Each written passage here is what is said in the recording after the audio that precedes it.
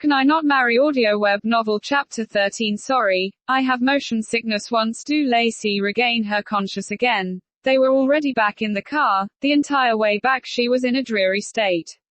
Hovering over her head was the question she had tangled in her mind all morning. How on earth did she end up on the bed? And how did the president end up on the floor? Has she been wrong about the president all along? Is he actually firm in speech but soft in the heart? Thinking of that, Do Lacey's chest felt tightness. She couldn't help but steal glances at the driving president.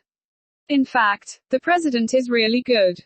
His attentive eyes while driving is slightly mesmerizing. The contours of his face that was lit by windows shed light appeared very soft and gentle. Aware of the rising glances from the side, Leanne Jun couldn't help but frown. What are you looking at? She's finished. How did she get caught?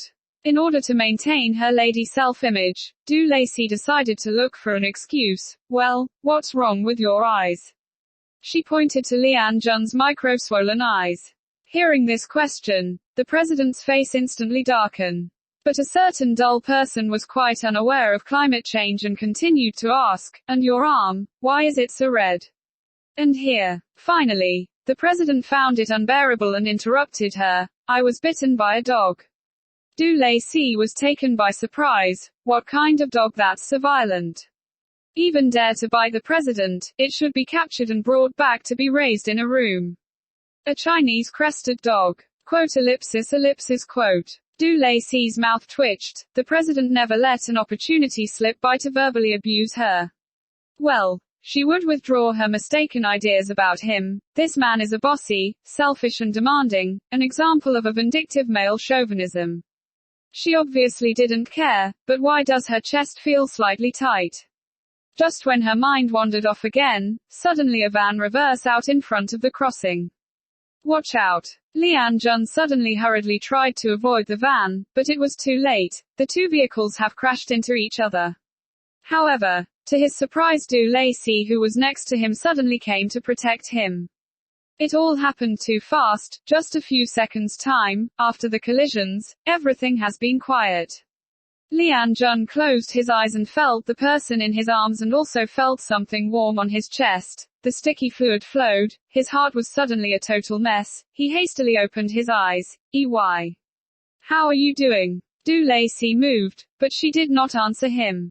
Leanne Jun's heart flustered. He wanted to help her up. Don't. The person in his arms suddenly tightened her grip on his waist. She continued to stick her face in his chest, and refused to lift it up.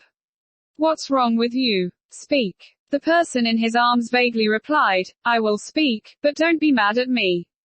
Okay. I promise you. Now quickly lift your face up. He was in a mess. He couldn't imagine what will she look like once she raises her head. Do Lacey slowly raised her head. Moments later, the world was silent. He only heard the weak Do Lacey apologetically say, I'm so sorry, motion sickness. The bloody facts told us a new truth. When you're sitting in the car and feel chest pain, be sure to get yourself a plastic bag, so that the person sitting next to you will not suffer. Forget ruining a suit, but wasting the president's feelings, then you're finished. When the chauffeur drove Leanne Jun and Do Lacey back to the villa from the Public Security Bureau, it was already dark. The president got out of the car first. His expression was so foul that you could smell it. Then, Do Lacey timidly followed suit. Jason, who was already standing at the front door waiting for a long time, upon seeing his boss he hurriedly went up.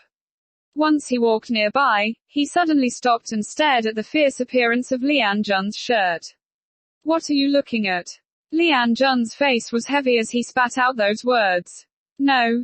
Nothing. Jason didn't think his boss would be so angry. Quickly plastering a smile on his face, he tried to praise, President, your taste of clothing has increased greatly. Look at the yellow pattern on your shirt. From afar it looks like a dragon, while near it doesn't appear so.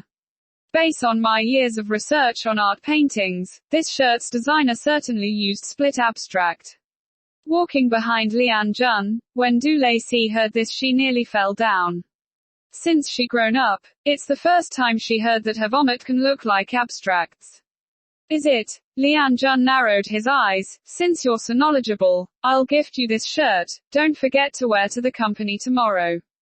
Jason. All the signs indicate that, today the president is in a bad mood. In order to avoid being swept by the typhoon, Du Lacey quickly had a few bites of her meal, and sneaked back into her room.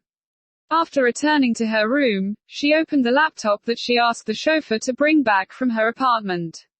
This laptop has been with her for a long time, even though it was old, but the performance was good. It was okay to occasionally play a few games. It was better than being in the Lian household and falling asleep from boredom. Just as she was preparing to play some games, the penguin icon on the right corner of her computer started to flicker. Du Lacey clicked open the program. She was frightened by the large bold red words that appeared on the interface. Ellipsis ellipsis. Du Lacey, did you die? Call me back quick. Such verbal abuse on QQ can only be no other than her friend, Zhu Yaofei. When Du Lacey connected with Zhu Yaofei, the following chat log appeared. Du Lacey, I'm coming. Pig wants to fly. Lady, you finally logged on now. Du Lacey, Pig wants to fly. Speak. Where have you been these days? How come your phone is unreachable? Don't tell me, you're dumping me. I'm telling you, you still owe me 1 yuan and 80 fen of soda money. Don't even think about dumping me. Du Lacey, Fei, you have misunderstood.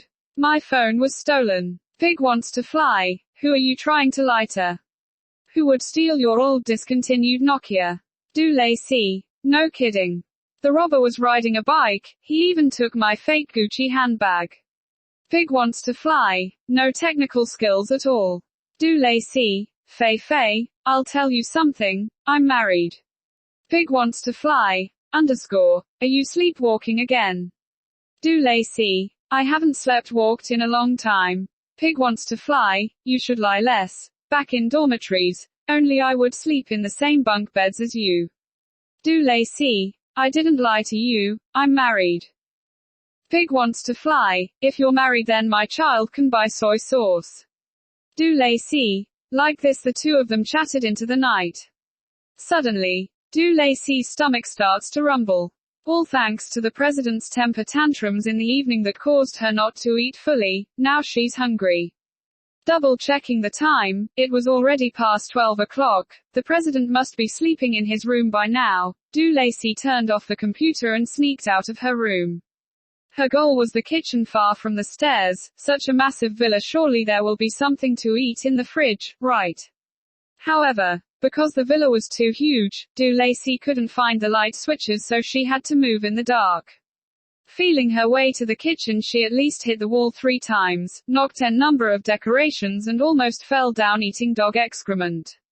Turns out, the house being too big is a bad thing. If she was in her small apartment, she wouldn't have to go far. Du Lacey complained while opening the refrigerator, which was much higher than herself.